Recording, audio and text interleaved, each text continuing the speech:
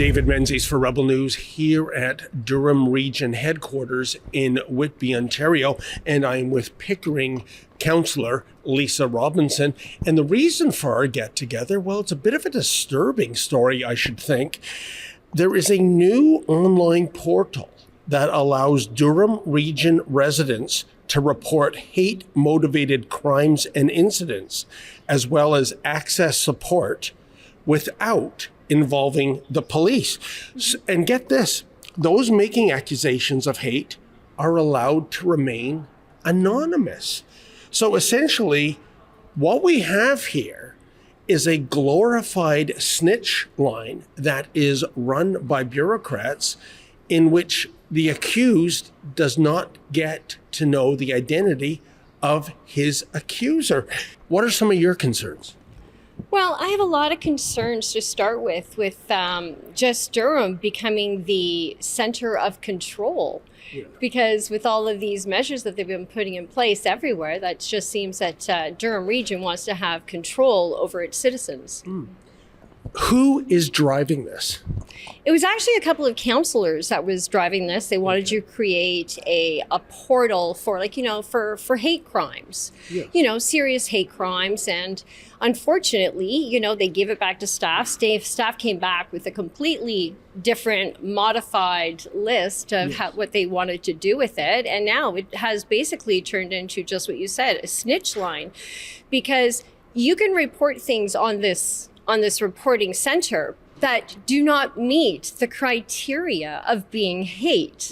And you can also do it, as you mentioned, anonymously. So there is no way that you can possibly go back and defend yourself or talk about, what the situation was. There's absolutely no recourse for yourself as being a person who possibly gets complained against. In this case here, you could say an offensive joke and you can report it. You can say any kind of a slur. You can make a comment that you don't like the way somebody's dressed, and they could actually report that on this line.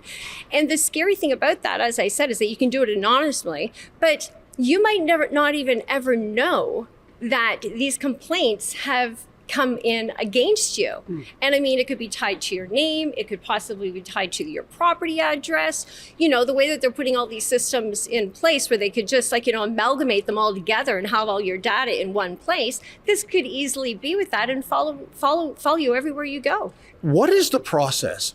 Let's say somebody heard me tell a risque joke, didn't like it, phones it in. The police are not involved, of course. I suppose that some bureaucrats, what kind of skill set do these bureaucrats have to A, investigate such a crime, air quotes, and B, deem punishment? And by the way, what is the punishment? Well, for the first part of your question there, I believe that you're going to do an online system. So people go online and they will report the crime online. And then what they're going to do is they're going to have municipal staff look over these complaints. Now they did say, yeah. David, that they are going to get some form of training. Now, what kind of training, how that's going to look, it could be a day, it could be a half a day. We have no idea. But I can tell you from personal experience that when somebody says that they get training, another person down the road is going to start calling them an expert because they've had training. Right? That goes the same with all of the community groups that we have, right. All the task force that we have, they call them experts. But, I've seen a lot of their resumes and whatnot, and they are not experts in those fields. But because they're having in the title of being in that position, all of a sudden they are being called experts.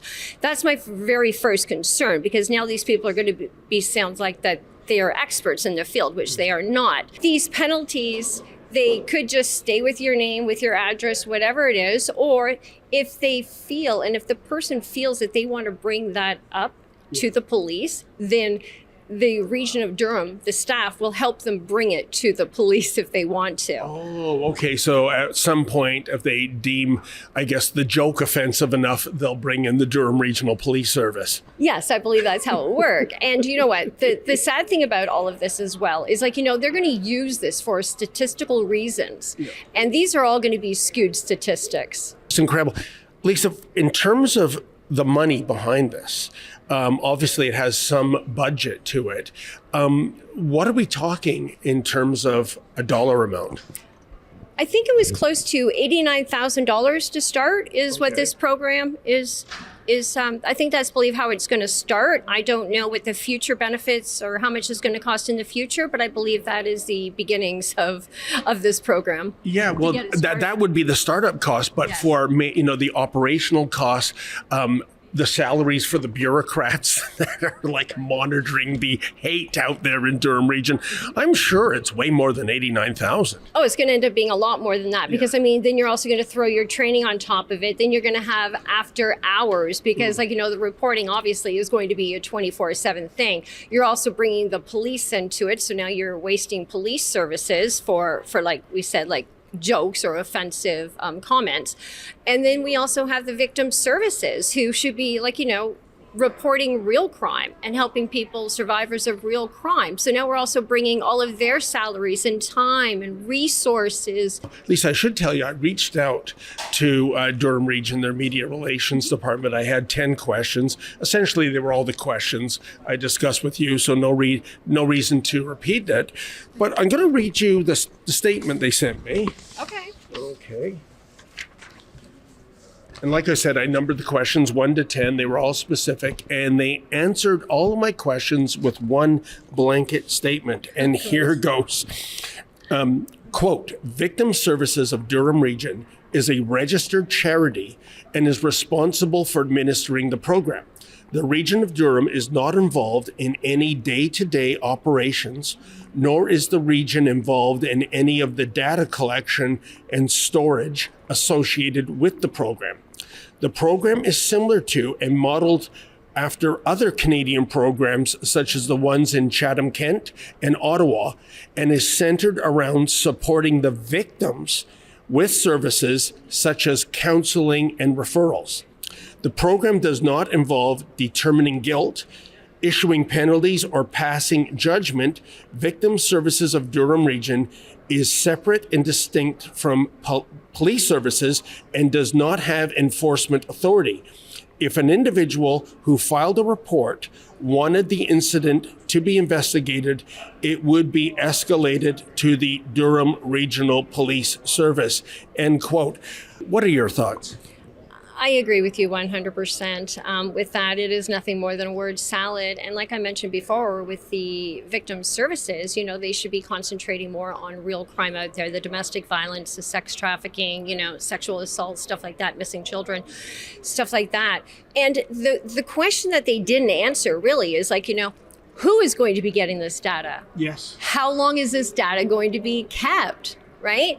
Will a third party be able to use this data? Like, let's say later on in a court case, and say, you know, there's a serious court case going on and they want to check the character of that person. Will a third party, will the police be able to access this and say, oh, and by the way, you know, they were deemed this, and this on these dates from anonymous people? Will that be able to be used in the court case? And Lisa, these are excellent points. And as a matter of fact, I would build on that. If I wanted to know, you know, that now that there's this, you know, anonymous snitch line here in Durham Region, if I wanted to know, gee, I wonder if anyone ever put in a complaint about myself, would I be able to ask the region that?